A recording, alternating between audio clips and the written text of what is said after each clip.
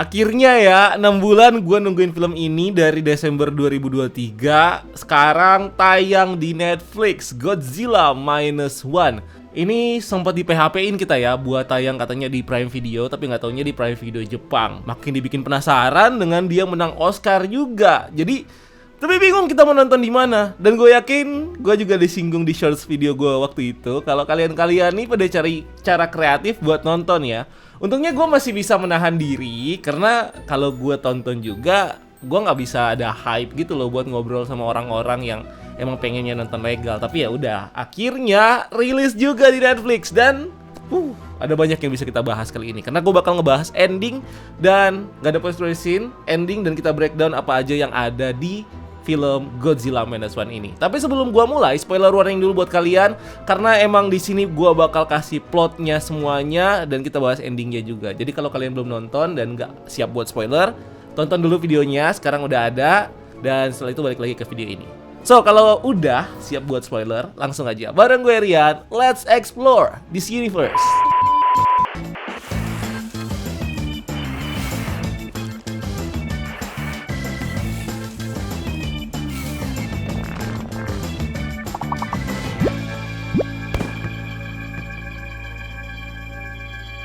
Anyway, Godzilla Minus One ini mengambil timeline di tahun 1945 sampai 1947 ketika Perang Dunia Kedua berakhir, di mana Jepang ini takluk sama Amerika dan pasukan sekutu. Makanya film ini dikasih judul Godzilla Minus One, karena filmnya ini mengambil setting waktu negara Jepang ini lagi berada dalam posisi terendah atau minus one, yang bikin Jepang ini harus membangun kembali negaranya setelah mengalami banyak kerugian dan kerusakan karena Perang Dunia Kedua. Oke, film ini mengintroduce kita dengan seorang pilot kamikaze yang bernama Koichi Shikishama. Dia ini meninggalkan skuadronnya karena dia takut mati dalam perang. Koichi terus berpura-pura mengalami masalah teknis di pesawatnya supaya dia bisa mundur ke base perbaikan pesawat di Pulau Odo. Ini ketahuan sama komandan base itu yang namanya Sosaku Tachibana, yang akhirnya malah ngasih support ke Koichi. Nah, buat yang belum tahu, Kamikaze sendiri adalah skuadron pesawat khusus dari Angkatan Laut Kekaisaran Jepang yang punya tugas melakukan serangan bunuh diri untuk menghancurkan kapal-kapal laut sekutu di Perang Pasifik. Jadi Koichi ini emang diperintahkan buat mati. Di malam harinya, base itu diserang sama monster dinosaurus yang dipanggil penduduk lokal sebagai Godzilla. Koichi sendiri sebenarnya punya kesempatan buat menembak mati Godzilla pakai senjata di pesawatnya. Tapi karena dia takut, Koichi malah diem dan pingsan setelah dia disepak sama Godzilla. In the end, Koichi dan Tachibana jadi survivor terakhir yang masih hidup setelah diserang sama Godzilla. Ini membuat Tachibana kesel karena tindakan pengecutnya Koichi yang bikin rekan-rekannya malah jadi mati. Pulang dengan traumanya sebagai pengecut dan pilot kamikaze yang gagal, si Koichi ini akhirnya pulang ke rumahnya di Tokyo dan menemukan kalau orang tuanya udah meninggal karena serangan pengeboman yang dilakukan Amerika. Koichi yang tidak punya tujuan hidup akhirnya bertemu dengan seorang wanita yang bernama Noriko Oshii yang juga kehilangan orang tuanya karena perang. Noriko mengadopsi seorang bayi cewek yang namanya Akiko. Singkat cerita, mereka hidup bersama dan membentuk sebuah keluarga yang bahagia walaupun mereka ini nggak nikah. Koichi terus diterima kerja sebagai pembersih ranjau laut peninggalan tentara Jepang dan Amerika di Perang Dunia Kedua. Di sisi lain, Godzilla mulai berevolusi dan bermutasi karena kena radiasi nuklir dari uji coba bom nuklir yang dilakukan Amerika di Bikini Atoll pada tahun 1946. Ini membuat tubuh Godzilla jadi makin besar dan punya berbagai kekuatan super, dari mulai heat ray sampai healing factor. Karena itu si Godzilla jadi sulit untuk dibunuh dan dia jadi punya kekuatan yang lebih berbahaya lagi. Di tahun 1947, Godzilla menuju Jepang dan menghancurkan banyak kapal perang dalam perjalanannya. Sayangnya, karena ketegangan dengan Uni Soviet, Amerika ini nggak bisa menawarkan bantuan ke Jepang buat melawan Godzilla. Kecuali beberapa kapal Angkatan Laut Kekaisaran Jepang yang sebelumnya disita sama Amerika, ini disetujui untuk dilepas sama Jenderal Douglas MacArthur. Pemerintah Jepang nggak pengen menimbulkan kepanikan massal. Pemerintah nggak ngasih tahu warga Jepang tentang ancaman Godzilla ini. Mereka lebih memilih buat menghadapi Godzilla secara rahasia dengan kapal perang mereka yang masih tersisa di lautan. Di bulan Mei 1947, Koichi dan tim pembersih ranjaunya ditugaskan ke Pulau Ogasawara untuk menahan Godzilla selama mungkin di sana. Singkat cerita, dengan menggunakan ranjau magnet, mereka akhirnya berhasil melukai Godzilla dengan parah. Tapi Godzilla malah regenerasi lagi dan bangkit mengejar mereka. Beruntungnya, mereka ini bisa selamat setelah kapal heavy cruiser Takao ini datang dan menyerang Godzilla. Walaupun akhirnya kapal Takao malah hancur sama heat ray-nya Godzilla, dan ini hancurnya wow banget. Ancaman gak berhenti di situ. Godzilla tiba di kota Tokyo dan mulai menghancurkan distrik Ginza. Dalam prosesnya, Godzilla berhasil menghancurkan pasukan JSDF dan membunuh ribuan jiwa, termasuk Noriko yang mengorbankan dirinya untuk menyelamatkan Koichi. Godzilla sendiri diprediksi bakal kembali ke Jepang dalam beberapa hari, tapi pemerintah ini justru nggak mau ikut campur untuk mencegah serangan susulan dari Godzilla. Mereka ini takut memicu eskalasi konflik antara Rusia dan Amerika yang sedang terjadi. Ini membuat Dr. Kenji Noda akhirnya turun tangan buat bikin rencana membunuh Godzilla. Nah, Dr. Kenji ini dulunya adalah mantan ilmuwan yang bekerja untuk Angkatan Laut Jepang. Tapi setelah perang selesai, dia akhirnya gabung dengan tim pembersih ranjau di kapal Shinsei Maru. Disinilah dia ketemu sama Kapten Seiji Akitsu, terus Shiro Mizushima, dan Shikoichi. Dr. Kenji sendiri berencana untuk membunuh Godzilla dengan mengikat Godzilla memakai silinder freon yang bisa menciptakan gelembung air, di mana gelembung ini nantinya bakal menenggelamkan Godzilla dengan cepat sejauh 1.500 meter ke bawah laut. Nah, ini nantinya bakal melukai tubuh Godzilla dengan tekanan air yang besar. Dan kalau rencana ini gak berhasil, mereka bakal menggunakan balon buat mengangkat Godzilla dengan cepat kembali ke permukaan, dan ini bakal bikin Godzilla mengalami dekompresi besar-besaran karena perubahan tekanan yang drastis. Ya, basically rencana Dr. Kenji ini adalah untuk mengalahkan Godzilla dengan menggunakan kombinasi tekanan bawah laut dan juga explosive compression, dimana ini mengambil inspirasi dari cara Dr. Serizawa membunuh Godzilla dengan oxygen destroyer. Nah, rencana Dr. Kenji ini bernama Operation Wadatsumi, yang namanya ini terinspirasi dari sosok dewa laut mitologi Jepang yang punya meaning besar nih, karena sebagian besar rencana Dr. Kenji ini itu menggunakan kekuatan laut untuk membunuh. Jadi seperti menyerahkan kepada dewa untuk membunuh Godzilla. Singkat cerita, untuk menjalankan rencananya, Dr. Kenji akhirnya berhasil merekrut beberapa veteran Angkatan Laut Jepang yang nantinya bakal membawa 4 kapal destroyer ship untuk menjalankan operasi Wadatsumi. Dia juga merekrut Koichi yang dendam banget sama Godzilla. Si Koichi ini nggak yakin bakal berhasil nih rencananya Dr. Kenji. Makanya Koichi bikin rencana cadangan juga. Dia minta buat dicariin pesawat supaya dia bisa memancing Godzilla dari udara, supaya Godzilla bisa ikut sampai ke titik laut yang udah ditentukan sama Dr. Kenji. Sayangnya, pesawat yang didapat Dr. Kenji ini pesawat prototipe yang belum jadi 100%. Mereka masih harus benerin lagi pesawatnya. Karena itu, Koichi mencari dan meminta bantuan dari Tachibana. Dia yakin Tachibana adalah orang satu-satunya yang bisa untuk memperbaiki pesawat ini. Sekaligus dia mau melibatkan Tachibana ini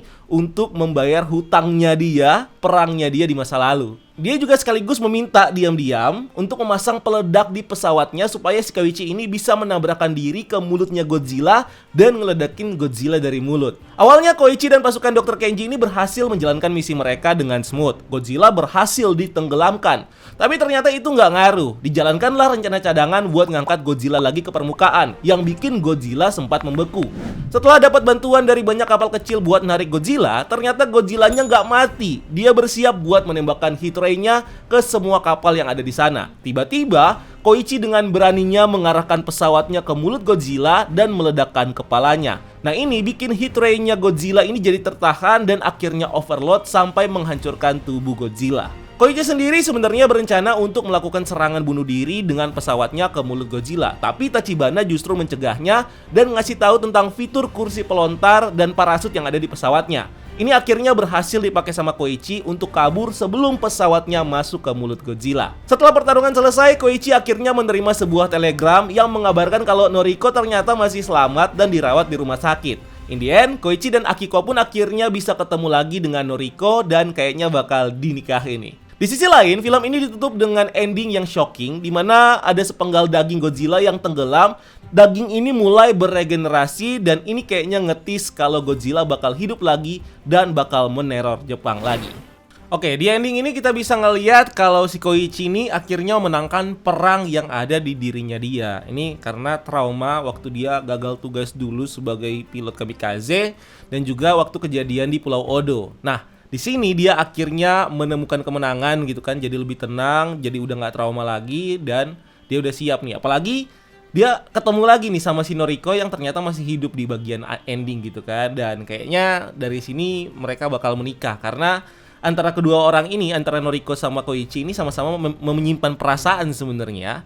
Tapi nggak tahu nih antara mereka berdua, mereka tinggal satu rumah tapi kayak udah kayak suami istri tapi sama-sama tidak mengungkapkan perasaan gitu. Walaupun sama-sama menyimpan, dan akhirnya si Koichi ini bilang kalau kenapa dia nggak menikahi si Noriko karena dia itu punya trauma di masa lalu itu, ada di dalam filmnya kan.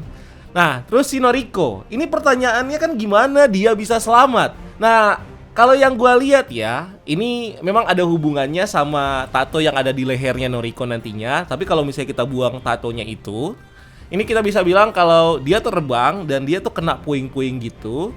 Dan akhirnya puing ini tuh kayak melindungi dirinya dia dari puing-puing lainnya yang bisa bikin dia mati gitu kan. Mungkin di situ dia terluka parah karena kena puing. Tapi pada akhirnya karena dia tertimbun puing itu, itulah yang bikin dia akhirnya masih bisa selamat. Dan butuh waktu yang lama, si tim yang mencari korban di Ginza ini akhirnya bisa menemukan si Noriko. Makanya baru agak lama tuh baru si Koichi ini ketemu kabar, dapat telegram kalau si Noriko ini masih hidup. Nah, soal leher Noriko yang ada tanda hitam, ini banyak sebenarnya yang bertanya-tanya gitu ya. Ini apa sih leher itu? Itu ngetis apa sih? Jadi si direkturnya ini menjelaskan untuk dijelaskannya di novel di film ini, dimana dia bilang kalau itu tanda hitam itu adalah Godzilla Cell atau G-Cell. Nah, G-Cell ini apa sih? Godzilla Cell. Nah, di adaptasi film sebelumnya, si Godzilla Cell ini diceritakan adalah DNA spesial. Dia ini jadi kunci evolusi dan source kekuatan dari Godzilla. Dimana Godzilla Cell ini punya 3 karakteristik ya. Yang pertama, ini bisa bikin kekuatan regenerasi yang cepat. Jadi bikin Godzilla ini bisa menyembuhkan lukanya dan bisa bangkit hanya dari sepotong daging dari tubuhnya. Makanya kita bisa ngelihat salah satu kekuatan Godzilla di sini ketika dia dibom mulutnya pakai ranjau magnet, itu dia bisa dengan cepat nge-heal. Itu karena karakteristik yang pertama ini dari si G-Cell ini. Terus yang kedua adalah menyerap dan memanipulasi radiasi nuklir. Nah, jadi dia bisa memanfaatkan radiasi untuk berevolusi, untuk punya heat ray, kemampuan dan lain-lain. Jadi radiasi ini beda ya sama si Monsterverse. Karena Monsterverse makanannya si Godzilla adalah radiasi. Tapi kalau di sini justru G-Cell ini yang membantu, yang memanipulasi radiasi nuklir untuk digunakan untuk dirinya, untuk berevolusi. Jadi punya kekuatan kayak ya tadi yang di atas tadi ya, yang si healing itu, terus dia bisa dapat kekuatan heat ray dan segala macam. Nah, karakteristik yang ketiga adalah dia bisa men-take over tubuh makhluk hidup lain. Nah, ini yang cikal bakal berhubungan sama si Noriko. Nah, kalau kita perhatiin itu ada siaran radio ya di salah satu scene yang reveal kalau jejak langkahnya Godzilla di Ginza ini ternyata menyimpan level radiasi yang tinggi. Pecahan tubuhnya juga tersebar di seluruh penjuru Ginza. Nah, pecahan tubuh Godzilla ini komposisinya belum diketahui nih, dan ini berpotensi berbahaya buat manusia. Nah, Noriko yang tadinya terlempar ketika dapat angin puting beliung gara-gara Godzilla, mungkin dia ini kena salah satu potongan tubuhnya Godzilla, dan dari situ dia terkena Godzilla Cell. Dan Godzilla Cell ini yang nantinya jadi faktor kenapa si Noriko ini masih hidup. Karena ketika dia kena si Godzilla Cell, jadi mungkin ya dia terbang, dia terkena atau kontak sama Godzilla Cell, terjangkit atau masuk Godzilla Cell ke dalam tubuhnya. Dan dari situ dia dapat salah satu karakteristik dari Godzilla Cell, yaitu bisa meregenerasi tubuhnya. Jadi walaupun mungkin ya tubuhnya Noriko nih kayaknya awalnya udah mulai agak-agak hancur tuh, tapi karena G-Cell yang masuk ke dalam tubuhnya, dia akhirnya bisa ngeregenerasi tubuhnya dan jadinya nggak parah-parah banget. Walaupun di ending kita masih ngelihat ada parah-parahnya juga sih, tapi itulah yang bakal bikin apa ya, nggak yang seucuk-ucuk kok lu tiba-tiba langsung jadi sehat gitu kan. Masih ada luka-lukanya dikit, dan memang nggak secepat Godzilla ya dia regennya si manusia. Nah, satu lagi nih, si Godzilla Cell juga punya karakteristik dengan kemampuan bisa men-take over tubuh makhluk lain. Nah, Noriko kayaknya bisa nih buat di-take over sama si Godzilla nantinya. Nah, sebelumnya tuh ada di film Godzilla vs Biollante sama di film Godzilla 2000 Millennium. Nah, Godzilla Cell ini digunakan jadi elemen awal terciptanya monster musuhnya Godzilla. Salah satunya adalah Biollante, dimana ini Biollante tercipta dari ahli genetika Genichiro Shirigama. Dia eksperimen dengan DNA anaknya udah mati, dan dicampurkan dengan si Godzilla Cell ini, dan jadilah Biollante. Terus ada juga kayak Orga, dimana alien kuno ini mengcombine DNA aliennya mereka dengan Godzilla Cell ini. Nah, Noriko di sini juga mungkin bisa nih dia untuk bermutasi jadi makhluk baru. Awalnya mungkin si Noriko ini bisa di take over dulu pikirannya sama Godzilla, bertindak aneh gitu-gitu ya. Terus setelah itu baru tubuhnya bakal bertransformasi jadi monster kaiju. Memang agak nggak masuk akal ya, cuman Giselle ini memang tanda-tandanya sih sebenarnya bakal ke sana. Ya contohnya kayak si Biolante itulah ya. Terus di sini juga dibilang kalau daging Godzilla ini juga tersebar di penjuru Ginza. Jadi kayaknya bukan cuma Noriko yang bakal jadi korban untuk jadi monster nantinya, tapi kayaknya ada banyak banget korban-korban lain yang fall ya, yang mati di yang kena angin di Ginza itu, yang nantinya bakal dikendalikan sama si Godzilla, dan mungkin mereka-mereka ini nantinya bakal kayak jadi gabung jadi satu monster sendiri gitu. Nah di bagian ending juga ada tuh kan ya, daging Godzilla yang akhirnya dia bisa meregenerasi sendiri, kayak seakan-akan menunjukkan kalau Godzilla tuh bakal bangkit lagi. Dan sebenarnya ini bukan kejadian pertama. Di film Godzilla, Mothra and King Ghidorah Giant Monster All Out Attack, itu si Godzilla ini berhasil dihancurkan tubuhnya sama militer Jepang kan. Nah jantungnya Godzilla ini tenggelam dan dia tiba-tiba berdetak. Ini jadi tanda-tanda kalau si Godzilla ini bakal regen dan bakal bangkit lagi, sama kayak yang ada di film ini. Apalagi di film ini udah ditunjukin nih regenerasinya Godzilla setelah dia diledakkan pakai bom ranjau. Dan setelah itu dia jadi berevolusi, dimana dia kena bom nih, evolusinya jadi lebih upgrade lagi. Dia jadi agak susah tuh setelah kena bom ranjau. Kalau mau ditembak tuh jadi agak lebih susah untuk dapat untuk kena damage gitu kan. Jadi durability si Godzilla ini jadi nambah, jadi agak susah luka gitu. Artinya si Godzilla di tubuhnya Godzilla ini juga punya karakteristik bukan cuman healing, tapi kayak menghidupkan kembali juga bisa tentunya. Terus dia jadi punya kayak belajar dari yang kemarin gua kebom di sini nih. Nah kekuatan itunya yang jadi kayak lebih upgrade. Jadi kalau mau dibom lagi ini nggak bakal ngaruh apa-apa gitu. Nah karena karakteristik itu, si daging Godzilla yang tenggelam tadi ini bisa membentuk tubuhnya Godzilla sendiri nantinya. Bahkan menurut gua bakal jauh lebih kuat karena karakteristik kayak belajar dari attack yang sebelumnya. Bahkan ini bakal lebih besar mungkin ya, kita nggak tahu, tapi gua harap sih bakal lebih gede dari ini Godzilla-nya next. Tapi Godzilla yang regenerasi ini kayaknya bakal jadi Godzilla yang benar-benar berbeda, yang mungkin ini bakal jadi Godzilla baru dengan form dan power yang beda banget. Proses evolusinya juga mungkin mirip kayak Godzilla di film Shin Godzilla nih. Atau bahkan bukan Godzilla yang lahir dari sini, tapi satu monster baru dan Godzilla malah tumbuh di tempat yang lain. Mungkin tumbuhnya dari Godzilla Cell yang ada di lehernya Noriko tadi. Itu si Godzilla-nya. Dan yang Godzilla yang tumbuh di daging itu mungkin bakal jadi monster yang lain. Tapi sebenarnya film ini bakal lanjut gak sih? Nah, sutradara dan penulisnya, si Takashi Yamazaki ini bilang kalau dia ini tertarik banget untuk menggarap sequelnya. Ini juga ditambah sama produser dari Toho, si Keiji Ota. Dia juga bilang kalau Toho ini lagi ngeplan buat bikin beberapa film Godzilla baru untuk bikin semacam cinematic universe sendiri kayak Monsterverse atau MCU. Nah, Godzilla Minus One ini bisa jadi salah satu dari cinematic universe yang bakal lagi dibangun ini. Apalagi si Toho ini kan dia punya banyak banget monster yang ada di rights-nya dia gitu kan. Beberapa memang dipinjemin atau dibeli sama Monsterverse, tapi mereka masih punya lebih banyak lagi. Contohnya Biolante gitu kan. Walaupun kita berharap-harap Biolante bakal ngelawan Godzilla gitu nantinya di Monsterverse, siapa tahu emang gak dilepas dan nantinya bakal muncul di film Godzilla yang nantinya bakal dibuild jadi satu universe ini. Tapi ngomongin Monsterverse, gimana sih sebenarnya nasib Monsterverse ini? Ini Monsterverse sebenarnya adalah franchise yang berbeda. Jadi treatment Godzilla-nya juga di sini beda ya. Kalau Godzilla di Monsterverse kan ini sebagai bagian dari alam dan sifatnya justru lebih ke baik gitu ya. Kalau Godzilla-nya Toho ini emang benar-benar destruktif dan jahat gitu.